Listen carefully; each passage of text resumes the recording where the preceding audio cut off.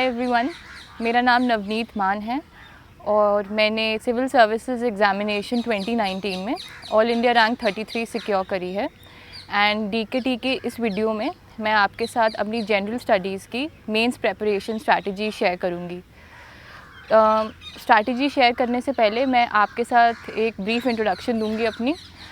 मेरा home town Amritsar है पंजाब में एंड प्रेजेंटली मैं दिल्ली में रिसाइड करती हूँ। मैंने अपनी engineering graduation in computer sciences complete करी थी from Indira Gandhi Delhi technical university in 2017। Civil services exam मेरा चाइल्डहुड प्लान नहीं था and it was in third year मैंने जब इस एग्ज़ाम के बारे में सोचना शुरू किया and by the end of college मैं इस एग्ज़ाम के लिए ही एक्सक्लूसिवली प्रिपेयर कर रही थी। एंड आफ्टर फिनिशिंग कॉलेज मैंने अपना फर्स्ट अटैम्प्ट दिया था जिसमें I secured all India rank 501 and उससे I was allocated Indian defence account service. And उसके बाद मैंने ट्रेनिंग ज्वाइन करी एंड ट्रेनिंग अभी मैं कंटिन्यू कर रही हूँ एंड साइमल्टेनियसली मैंने अपना नेक्स्ट अटैम्प्ट दिया इन 2019 जिसमें आज रैंक 33 सिक्योर करी है मैंने। मेरा optional political science and international relations था। अब मैं अपनी जीएस मेंस की प्रेपरेशन आपके साथ शेयर करूँगी। बिफ़ोर स्टार्टिंग मैं आपके साथ ब्रीफली सोर्सेज भी डिस्कस करूँगी। सोर्सेज स्पेसिफिकली बताने से पहले मैं एक चीज़ भी क्लैरिफाई करूँगी। फर्स्टली दैट कि मेंस में आपका ऑब्जेक्टिव मल्टीपल सोर्सेज नहीं मल्टीपल रिविजन्स होना चाहिए, क्योंकि मेंस में हमारा ऑब्जेक्टिव होता है कि हम अपने जो भी क्वेश्चन दिया है उसमें अपनी 2 और 3 पेजेस बहुत अच्छा कंटेंट फिल करें। वो इन टाइमली फैशन तभी आप फुलफ़िल कर पाएंगे जब आपके जो भी आपके सोर्सेज होंगे किसी भी गिवन सब्जेक्ट के, आपके पास मल्टीपल रिविजन्स होंगी, तभी आप उस आंसर को एक अच्छे इंटीग्रेटेड मैनर में रिप्रोड्यूस कर पाएंगे, वो भी एक टाइम कंस्ट्रेंट के साथ। सो आई वुड सजेस्ट कि किसी भी सब्जेक्ट के आप सोर्सेज सिर्फ लिमिटेड ही रखिए। अब स्टार्टिंग विद द सोर्सेज, बहुत सारे ऐसे सब्जेक्ट्स हैं मेंस में जो प्रीलिम्स में फ़ीचर नहीं करते हैं और एडिशनली उनकी कोई स्टैंडर्ड बुक्स भी नहीं हैं। So for instance like security issues या सोसाइटी या गवर्नेंस। सो इन सब सब्जेक्ट्स के लिए मैं सजेस्ट करूँगी कि हमारा जो यूपीएससी का सिलेबस है वो बेस्ट मार्कर और इंडिकेटर है, क्योंकि उसमें स्पेसिफिक कीवर्ड्स मेंशन्ड हैं जिसके अकॉर्डिंगली आप अपना सिलेबस प्रिपेयर कर सकते हैं, क्योंकि UPSC is a very big syllabus to tackle. और इसमें अगर आपको अपना स्टडी प्लान टारगेटेड रखना है तो उसके लिए आपको सिलेबस को ही यूज़ करना पड़ेगा। तो starting GS wise specific syllabus, GS1 में we have 3 subjects mainly, history, geography and society. History के प्राइमरीली 4 पार्ट्स हैं: modern Indian history, modern world history, India after independence that is post 1947 and art and culture. अब history एक बहुत important component है क्योंकि almost 10 questions history से आते हैं, लेकिन हिस्ट्री की सबसे बड़ा इशू है प्रेपरेशन में कि इसकी बुक्स सबसे ज़्यादा हैं। सो पर यूनिट ऑफ जो आपको बेनिफिट मिलने वाला है वो कम होगा हिस्ट्री में। सो आपको सोर्सेज डेफिनेटली हिस्ट्री में लिमिटेड रखने हैं, क्योंकि once you start reading history तो देयर इज़ अ पॉसिबिलिटी आप अदर सब्जेक्ट्स लाइक ज्योग्राफी को निगलेक्ट कर देंगे। तो starting with history, art and culture के लिए मैंने नितिन सिंघानिया बुक को रेफ़र किया था। उससे मैंने मेंस के शॉर्ट नोट्स बनाए थे specially for important topics like architecture, paintings etcetera. Then उसके बाद मॉडर्न इंडियन हिस्ट्री में आई थिंक स्पेक्ट्रम के बियॉन्ड जाने की कोई ज़रूरत नहीं है। Then thirdly we have modern world history. Now modern world history exclusively mains में फ़ीचर होता है and I would suggest that इसके लिए कोई भी बल्कि बुक लाइक नॉर्मन लॉ उठाने की I don't think there is any need, क्योंकि as we have observed from 2013 to 19 hardly 1 or 2 questions come, and ऐसा भी होता है कई सालों में कि क्वेश्चंस बिल्कुल नहीं आते हैं। सो आई वुड सजेस्ट कि आप कोई एक लीन सा कंसाइज मटेरियल ही वर्ल्ड हिस्ट्री के लिए यूज़ करिए। Either you can go with Vision IAS का मॉडर्न वर्ल्ड हिस्ट्री की PDF, और there is this book by Arjun Dev. It's an old I think class 10th NCERT publish by Orient Black Swan. आप उनमें से इन दोनों में से कोई भी सोर्स रेफ़र कर सकते हैं। देन इसके बाद we have post independence of India 1947 के बाद की हिस्ट्री। अब इसमें इसकी कोई स्टैंडर्ड बुक नहीं है।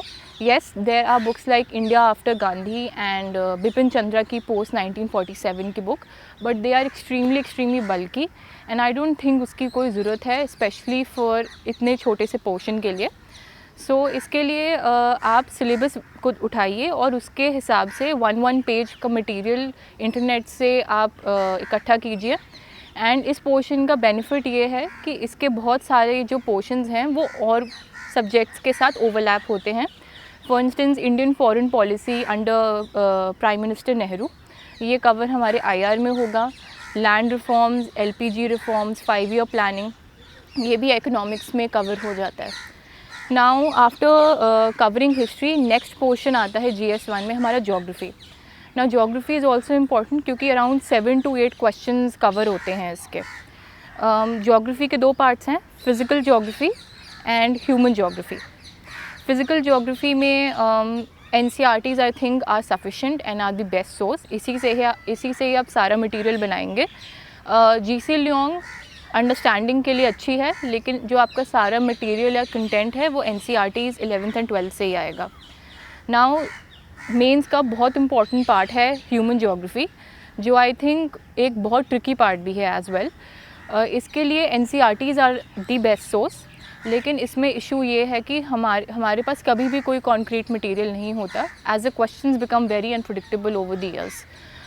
मैंने बहुत सारे आई थिंक कोचिंग मटेरियल्स भी चेक किए फॉर ह्यूमन ज्योग्राफी, लेकिन मुझे कभी भी कोई कॉन्क्रीट सोर्स नहीं मिला। तो आई वुड सजेस्ट कैंडिडेट्स कि आप NCERTs पे को ही स्टिक करिए, और जो आप कोई टेस्ट सीरीज़ लिखते हैं उनके मॉडल आंसर्स भी आप रिवाइज़ कर सकते हैं।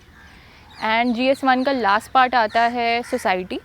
सोसाइटी में आप अंडरस्टैंडिंग के लिए 11th and 12th की सोसाइटी या सोशियोलॉजी की बुक्स पढ़ सकते हैं, लेकिन for preparing answers I would suggest आप करंट अफेयर्स में मेंस 365 कीजिए। एंड आप एज ए सजेस्टेड अगेन कि जो कीवर्ड वाइज आप 1 पेजेस की प्रिपेयर कीजिए, जैसे सेकुलरिज्म पे 1 पेज, कम्युनलिज्म पे 1 page and so on and so fourth. अब आफ्टर फिनिशिंग GS1 जो सेकंड पेपर होता है GS का, वो होता है वो इंक्लूड करता है पॉलिटी, IR एंड गवर्नेंस। अब if any candidate is serious about clearing mains, तो पॉलिटी एक ऐसा सब्जेक्ट है जो कभी भी इग्नोर नहीं किया जा सकता, because out of 20 odd questions in GS2, polity के हमारे पास 10 क्वेश्चंस आते हैं। इसमें रिसोर्सेज मैंने अपने लिमिटेड रखे। Firstly I refer to Laxmikant, then secondly I refer to Vision IAS की main 365 and I think that's all। since मेरा पॉल साइंस ऑप्शनल था, थोड़ी सी आई थिंक उसमें भी हेल्प हो जाती थी, but I think Laxmikanth and current affairs की आपकी जो भी बुकलेट है they are well more than sufficient. लेकिन पॉलिटी में मैं ये रिकमेंडेशन दूंगी कि to add values, much value and material to your answer, आपको articles of the constitution mention करने चाहिए अपने इंट्रो में। फॉर इंस्टेंस अगर आप फंडामेंटल ड्यूटी का कोई आंसर लिख रहे हैं तो आपको आर्टिकल 51A डेफिनेटली मेंशन करना चाहिए। साथ में आपको सुप्रीम कोर्ट जजमेंट्स भी ऐड करनी चाहिए, जो भी आपके आंसर को ज़्यादा हेफ्ट देंगी। After polity next portion is हमारा IR या इंटरनेशनल रिलेशंस। इसकी मैंने कोई स्पेसिफिकली प्रेपरेशन नहीं करी थी क्योंकि PSIR वाज माय ऑप्शनल, लेकिन I think for other candidates vision IAS की मेन 365 इज़ गुड इनफ क्योंकि it's more associated with current affairs. Next जो थर्ड पोर्शन है GS2 में, I think it is one of the most ignored parts of our entire GS prep, and ये है governance. Now governance अगर आप totality में देखें, ये एक बहुत ब्रॉड एंडेड सब्जेक्ट है और इसमें बहुत सारे कंपोनेंट्स हैं। सो इसकी प्रेपरेशन के लिए अगेन आई वुड सजेस्ट आप सिलेबस को ही स्टिक कीजिए। गवर्नेंस में कुछ ऐसे स्पेसिफिक टॉपिक्स हैं सिलेबस में मेंशन, जैसे है एजुकेशन, हेल्थ, सिटीजन्स चार्टर, या आप ले लीजिए ट्रांसपेरेंसी या NGOs एंड SHGs। तो इनका बेस्ट वे है कि आप अगेन इंटरनेट पे गूगल पे टाइप कीजिए NGOs UPSC एंड आपको बहुत सारे रिसोर्सेज मिलेंगे, जैसे इनसाइट्स IAS या IAS बाबा या सिविल्स डेली, जिस पे आपको बहुत अच्छा मटेरियल इजीली अवेलेबल होगा एंड साथ में आप अपनी कोचिंग के मॉडल आंसर्स भी कीजिए. नाउ आई फिनिश GS2 के sources. Next coming to GS3. GS3 के there are 5 parts. Firstly, economics plus agriculture. Secondly, security issues. Then science and tech, environment and disaster management. Now coming to economics and agriculture. Just like I said कि polity एक वो part है जिसे आप definitely कभी भी ignore नहीं कर सकते.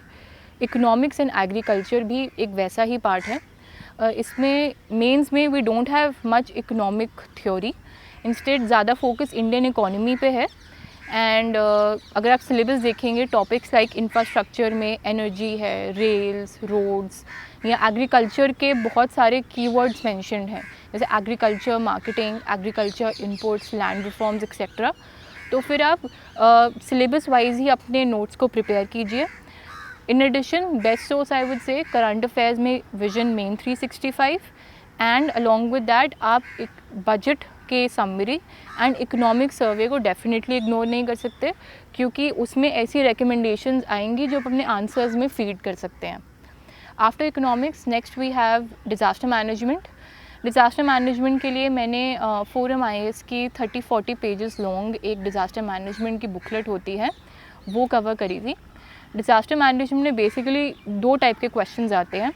First question is associated with the disaster specific question, जैसे कि अर्थक्वेक्स पे क्वेश्चन आया या फ्लड कंट्रोल पे या साइक्लोन्स पे. तो फिर या तो वैसे क्वेश्चंस होते हैं या सेकंड टाइप के क्वेश्चंस होते हैं India's efforts in disaster management.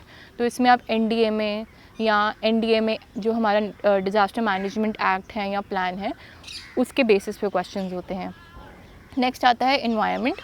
अब इन्वायरमेंट भी एक सिग्निफिकेंट चंक है GS3 में, एंड इसके लिए बिसाइड जो current affair source which for me was vision के मेन 365, मैं ये भी सजेस्ट करूँगी कि आप अपने प्रीलिम्स के इन्वायरमेंट के नोट्स भी एक बारी ब्रश अप करिए, क्योंकि ऐसा हो सकता है कभी कभार कि आप कोई प्रीलिम्स बेस्ड क्वेश्चन ही थ्योरी वाला आपके मेंस में आ जाए. फॉर इंस्टेंस 2019 में हमारा क्वेश्चन आया था ऑन कैरिंग कैपेसिटी, या GS1 में ही on mangroves and coral reefs. So prelims का material we tend to ignore in mains. तो आई थिंक अगर आप उसकी क्विक रिवीजन देंगे तो it will probably give you an edge. And science and tech के लिए I didn't refer to any book, just went with current affairs prep. And security issues के लिए अगेन मैंने कीवर्ड से around there are 4-5 topics in security issues like cyber security, terrorism and border management etcetera. उसकी मैंने एक keyword से 1 or 2 pages के notes बनाए थे, along with refer to current affairs Vision main 365. जो लास्ट पेपर होता है हमारे GS में, that is of ethics, integrity and aptitude. Now this is one of the trickiest papers the GS, क्योंकि इसमें बहुत सारे व्यूज़ हैं लोगों के. सम सजेस्ट कि probably we don't even need to study because it is as simple as ethics, मतलब you can write the definition of happiness. But at the same time ये वाला पेपर काफ़ी अनप्रडिक्टेबल होता है, बिकॉज यू नेवर नो आपके कितने marks आएंगे. So I would suggest that given that UPSC बहुत अनप्रडिक्टेबल एग्ज़ाम है, then I think you should go for preparing ethics beforehand, because I think exam conditions इतनी pressurizing होती है, you probably can't even remember the definition of integrity. So I would suggest कि आप ethics के अपने personalized notes बनाइए.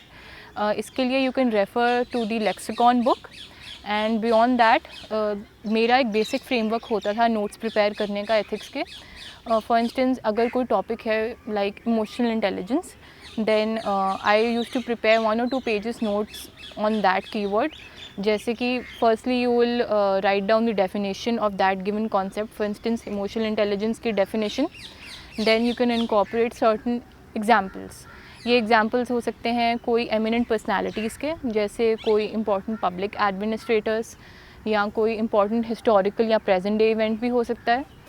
And then जब आपने ये 2 कंपोनेंट्स ऐड कर लिए अपने टॉपिक में, देन आप एक थर्ड कंपोनेंट भी ऐड कर सकते हैं कि what is the relevance of that given topic to civil services. For instance, what is the relevance of emotional intelligence for civil servants.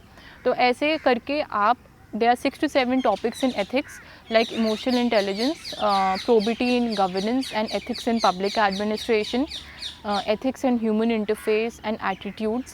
तो आप ये जो 5 to 6 मेजर टॉपिक्स हैं, इन सब के आप नोट्स अपने प्रिपेयर करेंगे. I think that would be the best source for ethics prep.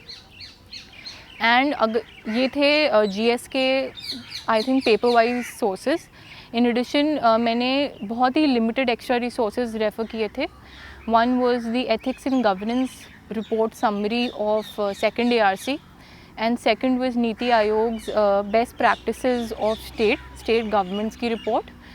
And I think beyond that मैंने कोई extra source refer नहीं किया था. And yes, about current affairs. Current affairs के लिए both for pre and mains I didn't prepare any notes. मैंने काफ़ी try किया notes prepare करने के लिए. I think probably 3 to 4 times.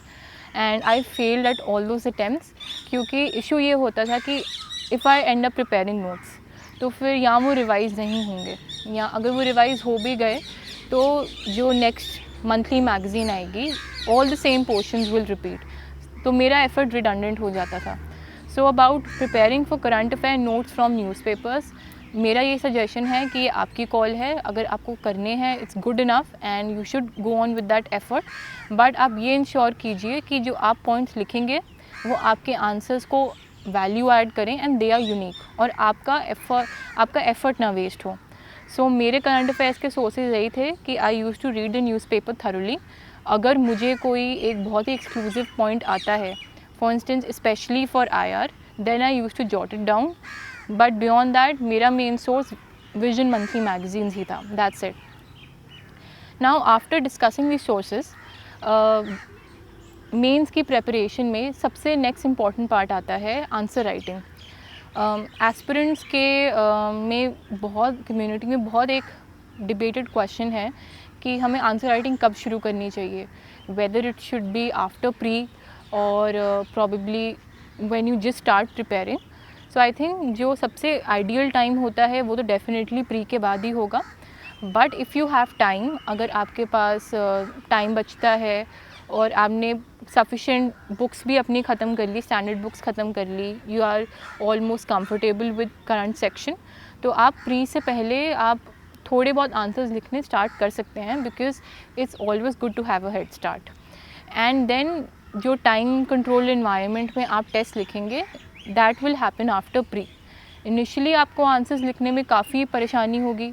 Every aspirant says कि हमें 4 घंटे लिखते थे 20 क्वेश्चंस को कंप्लीट करने के लिए. Same case with me as well.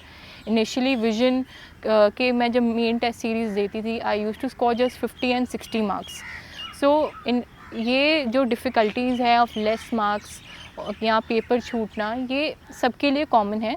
It is only when you start practising और आप बहुत सारे टेस्ट लिखेंगे and you continue to struggle, finally जब आप मेंस का टाइम आएगा, you will be in a position to write your answers with good quality in that time tested environment. And answer writing के लिए I had a standard framework sort of things, that is of introduction, body and conclusion. Introduction में मेरा motive होता था कुछ subject wise introductions रखी जाएं, जैसे articles of the constitution polity के लिए, या कोई important ranking, for example ease of doing business rank, और कोई important statistic like 90% of the employees are in the unorganised sector. मतलब ऐसे टाइप के फैक्ट्स एंड फिगर्स या मैं अपनी इंट्रोडक्शंस में डालती थी. या I think the best approach for introductions is by using definitions. अगर आप डेफिनेशनल अप्रोच से शुरू करेंगे अपना आंसर, तो ये आपकी सिंप्लिसिटी भी दिखाएगा and it will add to the flow of your answer. अब इंट्रोडक्शन के बाद next we have body of the answer. अब हर जो हमारा क्वेश्चन होता है उसमें आई थिंक 2 to 3 पार्ट्स को हमें केटर करना होता है. And most of the time जो ये पार्ट्स होते हैं ये डील करते हैं कोई भी कॉन्सेप्ट को पे एंड उसके एडवांटेजेस या डिसएडवांटेजेस पे, and steps taken by the government, and lastly further measures required. तो आप अपनी प्रेप है वो भी इन 4 कंपोनेंट्स को ही अकाउंट में लेके रखिए। एंड लास्टली आता है कंक्लूजन। कंक्लूजन आपके आंसर को सम अप करना चाहिए। अगर आप मेरी आंसर शीट्स देखेंगे तो फिर you will find out that बहुत सारे आंसर्स में, for instance specially in GS2 and GS3 मैं SDGs को काफ़ी कोट करती थी। आपको 17 के 17 याद नहीं करने हैं, अगर आप मेजर 1 2 3 4 5 वाले याद कर लेंगे, आई think that is good enough. After answer writing, I think next thing to focus upon is the importance of test series. मैंने इस बार 2 टेस्ट सीरीज़ दी थी GS की, one was vision and the second was a forum IS. Beyond that मैंने GS core के essay के test भी दिए थे। इट्स नॉट इम्पॉर्टेंट कि आप जाके टेस्ट दें, लेकिन इट्स वेरी इंपॉर्टेंट कि आप एटलीस्ट टेस्ट लिखें या कहीं और पे या एटलीस्ट अपने घर पे, क्योंकि writing test it's just as important as learning for अपनी मेंस की प्रेपरेशन के लिए। क्योंकि writing 20 questions in 3 hours on the D-Day along with repeating that cycle over I think 7 times, ये काफ़ी एक टायरिंग प्रोसेस होता है। एंड इसका स्टैमिना बनाने के लिए आई थिंक आपको टेस्ट लिखने की प्रैक्टिस बहुत ज़्यादा करनी चाहिए। एंड टेस्ट का purpose is not just to move your hand. Main जब हम अपने सब्जेक्टिव आंसर्स लिखते हैं तो ये एक बहुत बड़ी एक्सरसाइज होती है, क्योंकि along with writing you are actually collecting points from 10 different sources in your mind. आप अपने आंसर को एक इंटीग्रेटेड शेप दे रहे हैं एंड देन उसे फाइनली जॉट डाउन कर रहे हैं। तो ये एक माइंड की एक्सरसाइज भी है। And to train your mind कि आप वो एक टाइम टेस्टेड और एक प्रेशराइज इन्वायरमेंट में आंसर एक गुड क्वालिटी का लिख सके, तो उसके लिए टाइम टेस्टेड इन्वायरमेंट में टेस्ट सीरीज़ लिखना बहुत ज़्यादा ज़रूरी होता है। Then along with test series एक अनदर इम्पॉर्टेंट कंपोनेंट है मेंस में, that is of note making. Note making इसलिए इम्पॉर्टेंट है for me, it is because of the last days में रिविज़न के लिए। मेरी फर्स्ट अटैम्प्ट की सबसे बड़ी शॉर्टकमिंग ये थी दैट मेरी लास्ट मिनट जो रिवीजन थी वो काफ़ी ज़्यादा डिसऑर्गेनाइज थी और हौच पौच हुई थी, क्योंकि मेरे जो सारे सोर्सेज थे, जो सारा मटेरियल था, it was distributed in 10 different places and last में to study all of them became very difficult for me.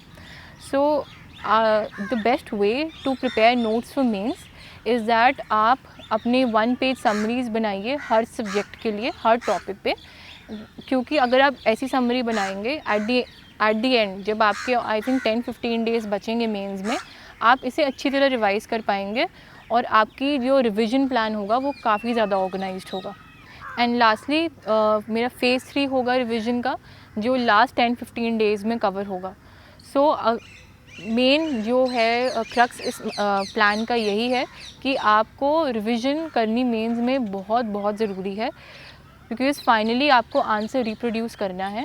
And at the end of the day अगर आपने 10 डिफरेंट सोर्सेज पढ़ लिए and if you are not able to write the answer on the D-Day, then I think पढ़ना the entire process, इतनी मेहनत करना is completely it becomes worthless. So revision at the end of the day is the most important and most crucial aspect of mains preparation. At the end मैं ये बोलूँगी कि मेरे according UPSC preparation की एक philosophy है which I was thinking can be said as probably the 5P philosophy. It includes I think patience, performance, practice, pressure and perfection. Patience as in कि ये एग्ज़ाम एक बहुत बड़ी जर्नी है, आपको एग्ज़ाम देने में ही पूरा 1 साल लग जाता है। And if you are preparing, अगर आपका फर्स्ट अटैम्प्ट भी हो, you would be probably preparing a few months before that. And ये एक काफ़ी डेडिकेटेड प्रेप होती है, जिसमें प्रॉबेबली आपके लिए बाकी सारी चीज़ों के लिए आपको टाइम डाइवोट आप उतना नहीं कर पाते। तो इसके लिए आपको बहुत सारी पेशेंस चाहिए होगी, and for that patience you need a very strong source of motivation. That motivation can come from external sources like your support system including parents, friends, etc. लेकिन I believe that जो आपकी main source of motivation है, it comes from within. If you are passionate and if you have the drive कि आपको ये exam को clear करना है, at the end of the day probably no one can ever stop you. Then patience के बाद next आता है परफॉर्मेंस। इस एग्ज़ाम के लिए जो सारे सीरियस कैंडिडेट्स होते हैं, every one study for this exam seriously in equal amounts, but many say that कोई कम पढ़ के भी रैंक ले आते हैं एंड देर आर सम जो ज़्यादा पढ़ के भी they struggle for a lot of years, because at the end of the day जो सारी बात आती है वो हमारी फाइनल डे की परफॉर्मेंस पे ही आती है। अगर आप उस दिन अच्छी तरह अपने आंसर्स को लिख पाते हैं, you give a good performance, then तभी आपका सिलेक्शन होगा। एंड दैट परफॉर्मेंस डिसाइड होती है आपकी प्रैक्टिस पर। भले ही आपके सोर्सेज किसी और एस्पिरेंट से 2 सोर्सेज कम होंगे, but if you have practised those limited sources very very thoroughly, तो अगर आप किसी भी प्रेशराइज कंडीशन में होंगे, कितने भी प्रेशर में होंगे, you will give a very good performance. And last P being perfection. I would say this is not at all a very important component of UPSC prep, that is perfection. क्योंकि आपको इस exam में कोई PhD या any sort of specialisation नहीं करनी है। ये एक बहुत ही जनरलाइज एग्ज़ाम है and the main and the easiest way to crack it is that आप हर एक पोर्शन को, इसमें 10 डिफरेंट पोर्शंस हैं, हर डिफरेंट पोर्शन को एक इक्वल अमाउंट ऑफ प्रेप और इक्वल अमाउंट ऑफ अटेंशन दे। अगर आप किसी एक पोर्शन को ज़्यादा पढ़ के, फॉर इंस्टेंस हिस्ट्री को ज़्यादा पढ़ के पॉलिटी को इग्नोर कर रहे हैं, तो इसमें यू विल बी स्ट्रगलिंग। सो मेरा ये सजेशन है कि आप जो भी सारे आपके डिफरेंट 10-20 सब्जेक्ट्स हैं, उनकी इक्वल प्रेपरेशन कीजिए, उन्हें सफिशेंट टाइम डिवोट कीजिए। एंड अचीविंग परफेक्शन और बिल्कुल ही एरर फ्री और बिल्कुल ही एक परफेक्ट प्रेपरेशन इस एग्ज़ाम में नहीं हो सकती है। अगर आप फेयर इनफ प्रेपरेशन या मिनिमम अमाउंट ऑफ रिसोर्सेज पढ़ेंगे हर सब्जेक्ट के, देन आई थिंक आपका जो फाइनल स्कोर आएगा वो डेफिनेटली ज़्यादा होगा। बट बस आपका ये एक मोटिव होना चाहिए कि जब भी आप कोई पेपर लिखेंगे, you should not be at the bottom of the stack in that paper. आपका पर्पस होना चाहिए आप हर पेपर में एक डिसेंट स्कोर लाएंगे, देन इवेंचुअली आप automatically top of the list पे आएंगे। So that was it from my side. Thank you everyone for watching this video.